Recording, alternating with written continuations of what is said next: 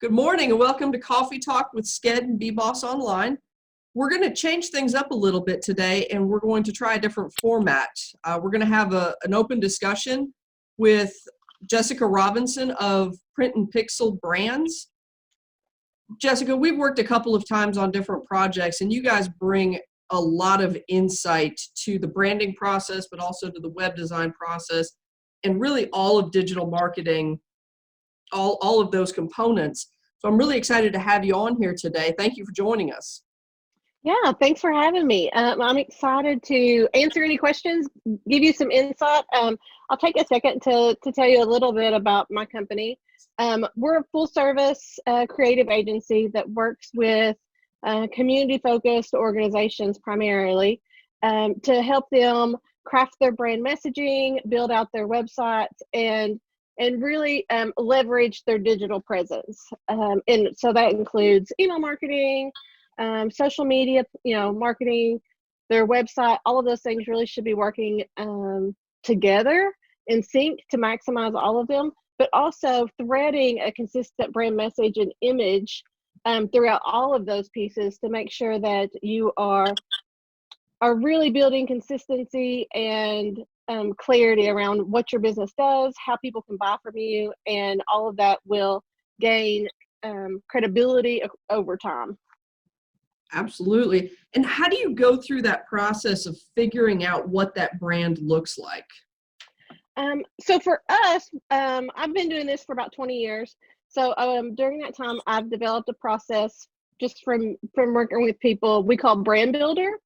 And that's a discovery process that we use to help people really determine who they are. And we start with, and it's really grounded in this film that I watched years ago by Simon Sinek. He gives a TED Talk. Maybe we can drop that in a link for this. It's called Start with the Why. I'll make a note. Thank you. TED Talk, he talks about how people don't really buy what you're selling. They buy from you because you have a shared belief system. And so we use the brand builder process to really dig in and make a platform for us to work from that figures out like what you're selling, why it's important, how it helps people, who you're talking to, so that you're speaking to them in terms and language that really connect with them. I'll be honest with you, the first time I went through Brand Builder, I was like, what? You guys do a great job of asking questions that you don't expect to be asked when you're going through building your website and designing your brand. I think my favorite one was, if you were a car, or if your organization was a car, what kind of car would it be? I was like, what? But now that I've been through it a couple of times, I really understand why asking those questions pulls out the information that you need to really structure the brand around your core belief system. Yeah, and really, let me back up and talk about your brand. Your brand is just how other people perceive you. What do they think about you? Do they find you credible? Do they find you as someone who share the same beliefs as you? Do they find you energetic? Do they find you loyal? Like, what do they think about you? And that brand is built over time and through a variety of pieces. And often, especially during this COVID pandemic where everybody is locked on, it is starting to be built before you even know it. People are online vetting you through social media. They're vetting you through your website. So before they enter your store, have a conversation with you, or even start to read the text on your webpage, they are visually sizing you up. They are taking one look at your website and saying, is this organization credible or not credible? Do I want to do business with them? And then from there, if they deem that you are credible from that first appearance, then you have a shot at selling to them and starting to build a relationship with them. But first, they have to find you credible. There's the 4 steps of making the sale, right? People have to know you, they have to like you, they have to trust you, and then they're ready to buy from you. And so crafting that brand in a way that people know you quickly, they like you, and they trust you is all of that groundwork that you're doing with a solid brand presence and a good website and a good social media presence, so that when the time comes and they're ready to make a purchase, you come to mind. Absolutely. And right now, where we don't have people coming into our locations, being in their mind and coming to their mind when they need something is vital. What mistakes do you see businesses make with their branding? You know, I think just focusing on the services or the goods that they sell. Because at the end of the day, if you are focusing on just the product that you sell or the service that you provide, most people are going to be able to find it cheaper on Amazon. Absolutely. So you have to make your experience with the customer about more than just the product. So what other things are you delivering? We usually think about building a brand in 3 pieces. So you have the visual kind of identity that people start to recognize. So if you think about brand consistency, if you know, companies that have millions of dollars to spend will eventually have you so trained that if you see their ad, that it doesn't even have to have their name on it. You have your messaging. And so that's really important because you want to clearly tell your story over and over and over again so that people understand it. Because the first couple of times, like we have to hear something 8 times before it kind of clicks with us. Right. And then there's the brand experience. So what are you doing? How are you interacting with people? How are you serving people? And so that's the area, especially where small businesses and local businesses can really stand apart and show up. So with all of the digital marketing options that are available, are websites really still relevant for small businesses? So websites are your storefront online. Yes, social media is a way that you can interact with people online, but we'll use Facebook as just the generic social media platform. Everybody is on social media, but their business model is to sell advertising. So over the past, since 2013, when I first started selling advertising to business pages, they control the algorithm. And I don't want to get too techie, but the algorithm is what is running in the background of Facebook that controls what posts show up in your feed. So all of that is by design, for better or for worse. So Facebook's algorithm controls what shows up. Now for business pages, they have continued to funnel down the amount of what's called organic reach that business pages get. So right now, it is at between 4 and 6%. So that means for every 100 people who like your page, 5 of them will see any post that you post without advertising dollars put behind it. The other problem with Facebook is that you have no control over it. So I work with a very reputable business, just in the past 2 weeks has had their Facebook page removed completely. We have gone through every channel possible to get that page restored, and Facebook finally came back with an answer and said, no, you're done. And there's zero recourse. And I'll be honest with you, I went back through their page. I went through everything, and they didn't violate anything on Facebook's policies and procedures. We have no reason for why it was taken down, but you have no control over that. So with your website, you have complete control. You know, as long as you pay for your URL and your hosting, your website gets to stay up there. And it hurts. So I think, yeah. So what we always encourage clients to do is, like, you need to have a web presence. I personally believe it's not enough to just have a web presence. You need to think about it, because if you have a poor web presence that does not represent your company as professional or trustworthy, it could do more harm than good. And there are varying opinions on that, but that's where I stand on it. But ideally, what you are doing is you are crafting content to share on social media that will push people back to your website. And Right. so that you are starting to build that relationship in other places besides just online. And we should treat and think of social media as just another, it is becoming a traditional media source now. So you think about it like newspaper ads. Think about it like other places that you may purchase advertising. That's what you do with social media at this That's point. what it is. Keith, before you go, do you have any questions that you would like to ask Jess?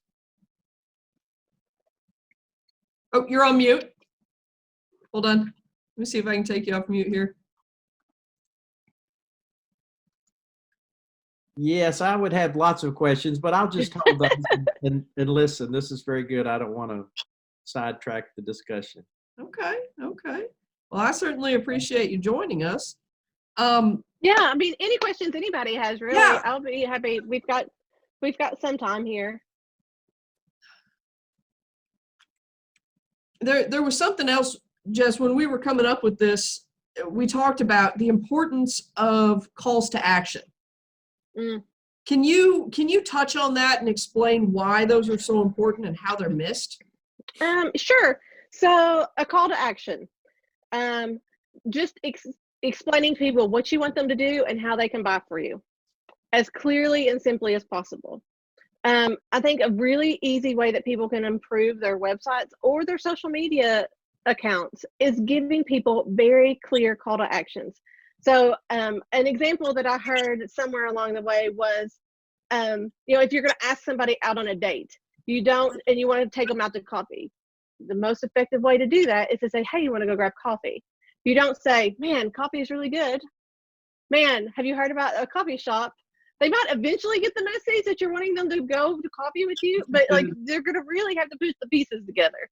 So the most direct, like tell them, okay, are you ready to, so on our website, it says ready to start your project or start your project. So if you're interested in working with us, and it's a big pink button, people know exactly where to go. So if you have, on the SCED website, we have apply for a loan. Like it's very clear, like, are you ready to apply for a loan? Go here. Make it very, very clear. Tell people what you're selling and how to connect with you. What do you want them to do? And so before you can get there, you kind of have to back up and think about what your business model is. So what do you want them to do? For service-based businesses, sometimes it's just give us a call. You have a question, you want to get started, give us a call or send us an email or fill out this form. What is the next step in this customer journey? If you are selling online, if you have an online shop, it's buy now. Like you put it in the cart, buy it. So telling them very clearly what you want them to do. And that can happen both on social media, but also on every page of your website. From your homepage all the way through, every page should have a very clear call to action.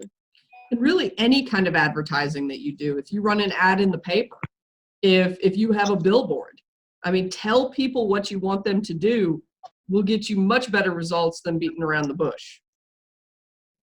Agreed. That's a great point, Jesse. What other kind of best practices do you think are missed by small businesses that we could kind of give them tips and tricks to help them? I think that often small businesses who are eager to get a website up or to start building their web presence get really caught up in the technical side and think and turn their focus to, I have to figure out the technical part. There are great simple website builders out there now. If you're not ready to make an investment with a company like P&P, there's Wix, Squarespace, I think even like Weebly. Yep. But before you start going in and on the fly building your website, sit down with just a notebook and think about what you have to offer, who you're talking to, what kind of information they're going to be wanting, they'll want to know, and questions you'll need to answer. So, you can think about if you're, again, a service-based, I'll start with service-based business, and you're fielding phone calls, or what are the questions people most often ask you whenever you're starting to kind of onboard them or sell to them, and make sure that information is thought through. And then it'll make building the website so much easier. So if you kind of gather your assets and your content before you even go out and look at a Squarespace site or a Wix site, it'll make that portion a lot easier. So what I see a lot of small business owners do whenever they're jumping on to build their DIY website is they pull open the Squarespace site and they go, okay, I'm ready to start building. And they get completely overwhelmed because they're trying to figure out how to build a website and figure out what content goes on there at the same time. So wait for the tech side and the build side. Think about your content. Think about it like a brochure. Like if I was going to put together a brochure, if I was going to put together a sales deck or a slide presentation that I could give at a Chamber of Commerce meeting, what would I tell people? Write up that information and then go out and find a way to help you get it online. 100% agree. That makes it, when we go through the BBOS classes, we have one class on Wix and how to do a DIY website. And what we found is that when we start that class, we tell them to open Wix. And we used to teach it and tell them to, okay, pick a theme. Well, that one step was harder than anything else.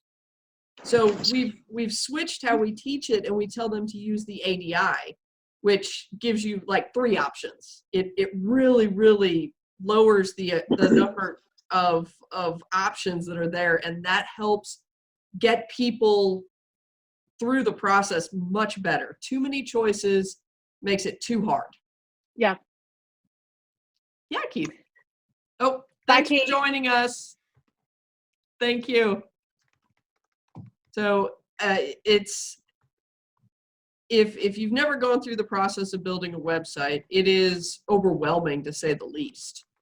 And by utilizing an expert who has experience, it definitely makes the process a million times easier.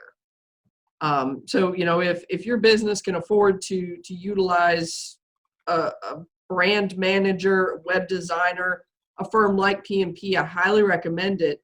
If you can't, understand that it's going to be work, and you're going to have to put a lot of thought and a lot of effort into it to get a decent product. So, is there anything else you'd like to discuss, Jessie? Yeah, no, I really want to be able to answer a few questions if anybody has on any topic related to this stuff. I'll be happy to shed some light, point to some resources.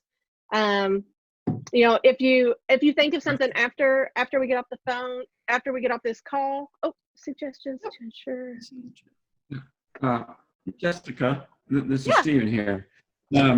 So based on what you were saying about it's imperative for a small business owner to have their content pretty well lined out before they go to produce their own website. So what do you want to see from a potential client if they're coming to you for help with website development? Basically that brochure content. So if you come to us to work on a site, we're gonna guide you through the process, and we're gonna take care of creating that content for you. So this is how the process works whenever we work with a client. We have our discovery process, which we use Brand Builder to kick the project off with. And then we have a strategy session that lasts a couple hours where we really spend time getting to know your organization or your business, understanding what your goals are, and how, so that we can determine how we're going to structure content and design to help push people to help you meet those goals. So if you have a sales goal for your website, if you have, if you want to, have so many referrals from your website, we help you determine what those goals are. And then we work collaboratively. That's kind of the joy of hiring a firm to help you, is that you are getting to go on and continue running your business, and we're in the background taking care of all of that work for you. So we are helping. We definitely have to get information from you, some nuts and bolts, like you're going to know details about your business that may be difficult for us to research and find, but we're going to do all that copywriting for you. We're going to help you curate the images. We're going to help you structure everything and deliver it back to you to look at, so that you can say, oh, okay, yes, this is what I need. Absolutely. And Jim, you had a great point. If you're going to tell people to call you, especially during COVID, you have to have a phone number on there that actually gets to people. If you're just having phones ring in your office and nobody's checking your messages and nobody can get those calls, that's going to hurt your business a lot. So thank you for bringing that up, Jim. That's a great point. Who's got other questions?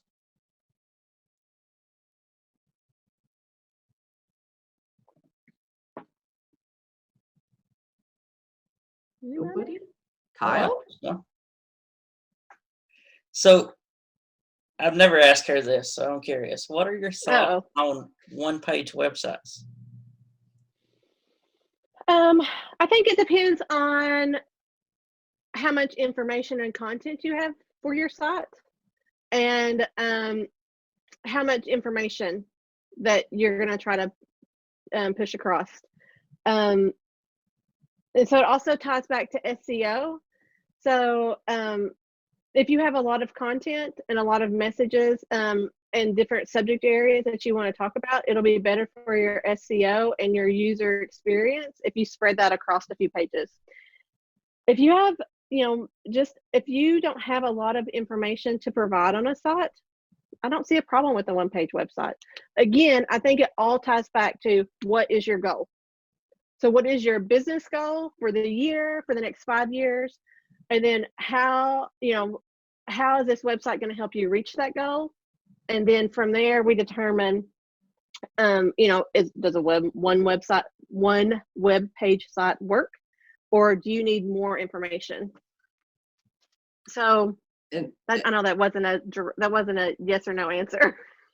What you said about goals is so important, and I think it's a place that a lot of small business owners kind of fall short in setting those goals and knowing. Hey man, I'm a small business owner. It's scary to set goals. It is, but it's also important. Mm-hmm. If you don't know where you're trying to get to, it's really hard to find the path there. Yeah. So by setting those goals, it allows you, and your brand builder does a great job of helping businesses do that. Yeah, that's a big part of our discovery process. So just philosophically, as a designer, I always approach our design work from the place of what is the goal. I don't consider myself a fine artist. I'm a graphic designer. My job is to help clients communicate specific messages to help them reach business goals. So if a design is very beautiful aesthetically and it doesn't help a client reach its goal, it was kind of pointless in my eyes. It could win all the great design awards from fellow designers who geek out on design prettiness. But if I didn't help a client meet their business goal, it missed the point. So that is why we spend so much time personally, and I would encourage you, whether you're working with an agency or you're DIYing this, take that time on the front end to think about your goals. And then think about your goals, think about how you see this website possibly helping you meet those goals. Think about the customer journey. Like, so what does that look like, and what is the next steps that you want them to take? We used to have in Brand Builder this process, and it was really simple. So it was, and then what? So we would say, okay, let's see, let me find somebody's name. Steven, somebody lands on your website, and then what? What do you want them to do? And then we would find the next question. Well, I want them to buy something from me. Awesome. Okay, and then what? Or I want them to go to the product page. And then what? I want them to easily find the product they're looking for. And then what? I want them to easily be able to purchase it. And then what? And taking that all the way through. I know it sounds really simple and redundant, but it is a great exercise to help you write down that customer journey all the way through. Okay, great, they've got their product. And then what? Is there a way for you to follow up a conversation, ask them for a review? Is there a way for you to sell to them again? And so it starts to open up more questions on possibly more marketing systems. So did you snag their email address and now you can send them a follow-up for another product if you have an e-commerce site? If you are building a donor relations because you run a nonprofit and they said, yes, we're interested in more material, now suddenly are they getting a drip campaign of information about your organization? Did you have, this next level, did you have a Facebook pixel embedded on your website? So now suddenly they're going to be followed around social media and have ads delivered to them. And then what? So I would encourage that as a simple exercise that can help you think about kind of your customer journey along the path. And maybe it is, we want people to schedule an appointment, or we want people to visit our brick and mortar. Okay, can you give them something delivered online to make that transition happen? I mean, I know we can't do that at this particular moment, but. No, I think that's a great point, Jesse. And I think especially for those businesses that have to go down the DIY route for websites, using that and then what exercise will really help them set up their website to optimize what they need. A couple other just tips and tricks I would recommend as we kind of wrap this up. One, and I know that you go over it in the BBoss online system, is making sure Google Analytics gets installed on your site, because it's going to give you a lot of good data to help you continue to define and refine your site so that you can see what's working and what's not working. The other thing I would definitely say is, do not ignore the about page. No, it does. Whatever kind of business you have, don't ignore the about page, because it is consistently on all the websites that we build and we continue to monitor their analytics. The about page is always one of the most visited pages. It is. People want to know who they're doing business with. Yep, it is on Skeds. I have a question for you, Jessica. Going Sure. from the nuts and bolts back to a more philosophical point. So you started up the conversation saying that in today's business environment, it's important to know what your own core values are as a business and to communicate those clearly to your target audience, and hope that there's a match, because people are not only buying your product and your service, but they are buying the feel good aspect of doing business with you.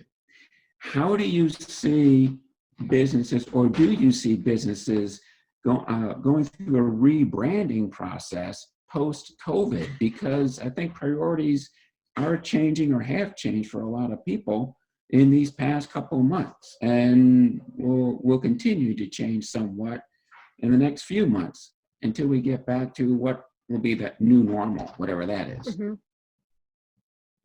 I think you're already starting to see it. I mean, we were just a couple of weeks in when suddenly all of the the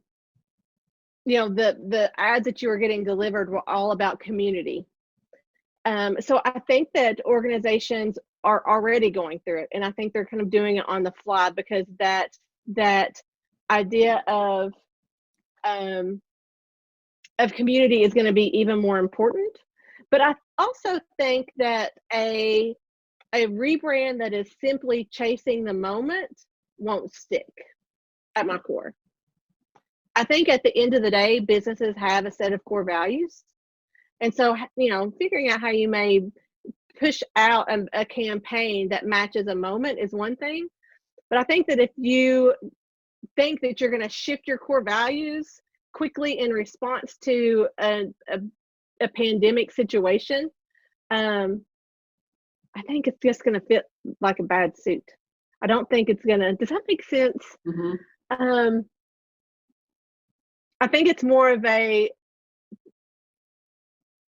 think this will show organizations that have values that speak to people already. Oh, goodness.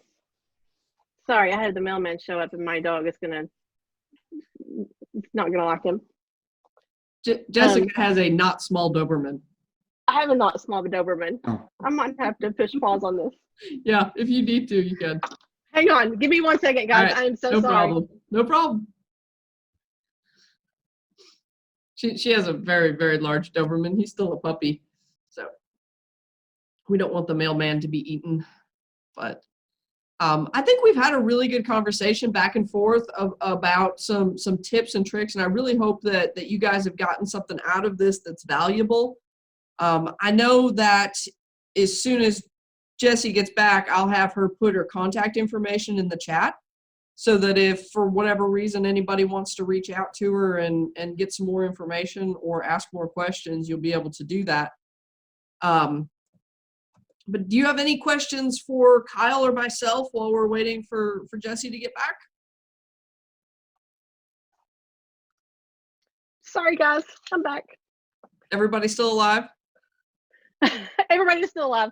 The postman was like, I don't think I trust your dog. And I was like, Shocking. it's okay. Can you put your contact information in the chat? Sure. And that way, if anybody has any questions, needs more information, they know how to get a hold of you. I appreciate it.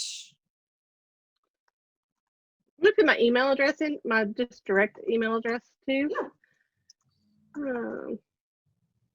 And then our web address. We're also on all the social media places. There you go. Thank you. I appreciate that. Can I get a quick, like, I don't know who I've even been talking to this whole time. So I can see names, but can I get an idea of, this would probably been better on the front end of this conversation.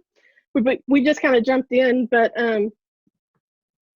where everybody's at, who you work for, yourself, Sure. what kind of business you have. I'll go. Yeah, let's start with Stephen.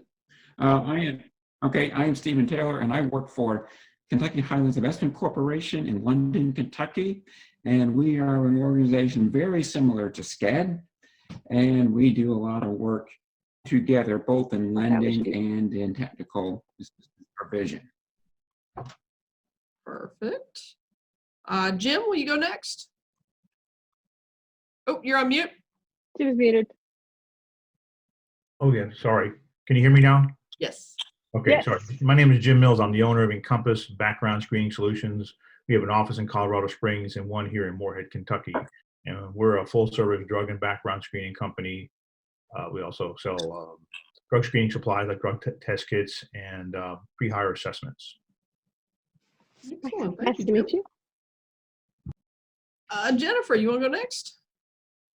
Sure. Can you hear me? Yes. Okay, cool. I'm Jennifer Bates, and me and my husband are opening up a independent hardware store here in Somerset, and it's going to be called Pro Trade Hardware. So we're really excited to get that open, hopefully around June 15th. Fingers crossed. Fantastic. Yes. And I liked everything you said. It was nice to meet you. Nice to meet you too. Kayla. I know Kayla. I wondered if that was you behind the black screen. It's me. I have a almost 3-month-old that I'm tending to, so I've had my video off most of the time. But I'm Kayla Keaton. I work for the Small Business Development Center, and I work in the Ashland office, but I live in Louisa, so I'm working from Louisa right now, and finding some silver lining in all this because I get to stay home with my new baby. He's listening to the video here, so he's learning all kinds of things about business already. Good. Good. Diane? Maybe.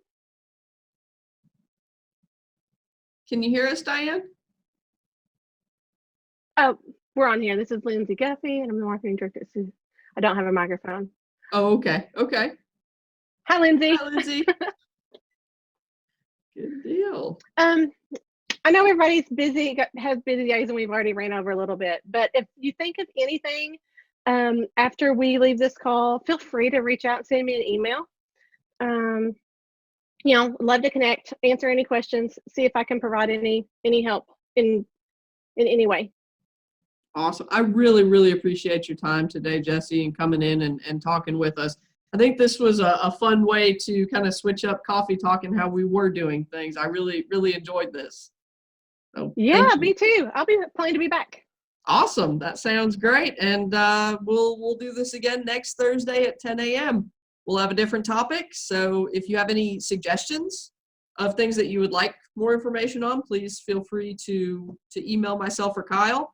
I'll stick my my email address in the chat here real quick. And I hope everybody has a great rest of the day. And yeah, Jen. Oh, okay. I'm sorry. I thought you were saying something. Well, thank you again, Jesse. Your information is great and super helpful. And thanks for everybody joining us. Thank you again. Thanks. Have a Information good very day. helpful. Have a great day. Thanks.